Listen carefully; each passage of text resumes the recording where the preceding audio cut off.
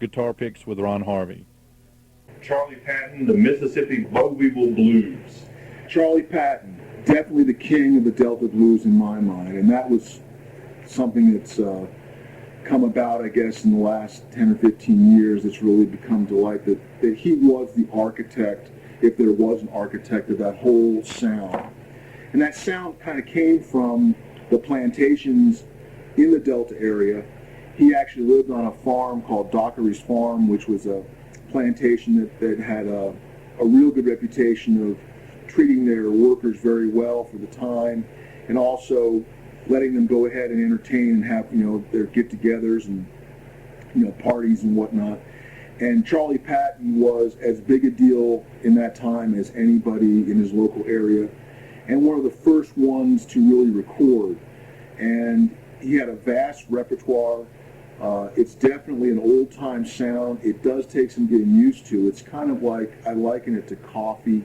When I first heard Charlie Patton, I didn't really like what I heard, the real gravelly voice and the scratchy records.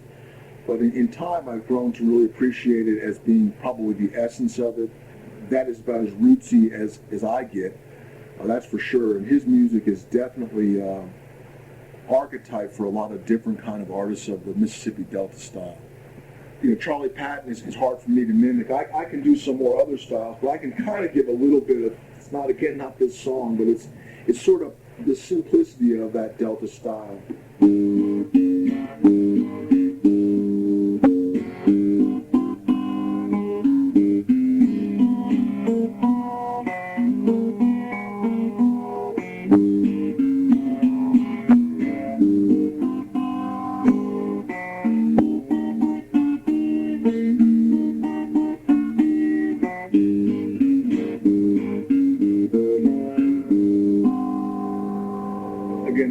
That's a pretty basic rendition of kind of a Delta style. Okay, for our listeners, we noticed that you switched guitars. Would you take a minute to be able to tell us the differences between the two? Sure. Both the guitars that I'm playing during this are vintage instruments from the period. The one I just played is a Kalamazoo K14, small body guitar. It was made by the Gibson company. It was their budget line brand.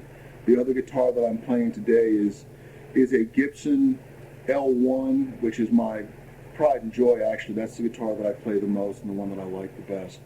But it's a little small-bodied guitar that joins at the 12th fret, kind of a different style. Not a very modern-looking guitar, but it's the guitar that I feel captures this music sound better than some of the more modern guitars that are out now. Now, the early bluesmen, how much would they spend on a guitar when they were starting out? It's interesting. These guitars were actually considered expensive guitars for those bluesmen. A lot of the bluesmen in the 20s played a brand called Stella, which was even cheaper than the Kalamazoo Gibsons that I have here. And in many pictures you'll see these guys playing like Maybell guitars and Stella guitars. And these were very expensive. We're talking, $10, $11 guitars in that period. $10, $11 is a lot more money then than it is now. But the guitar, the L1 that I have, which is my pride and joy, that went for about $25 in the 1930s. And that was a little out of the range for some of the early artists. Now, when you get into the later artists, the Robert Johnsons, the Lonnie Johnsons, they would play some of the Gibson guitars and others.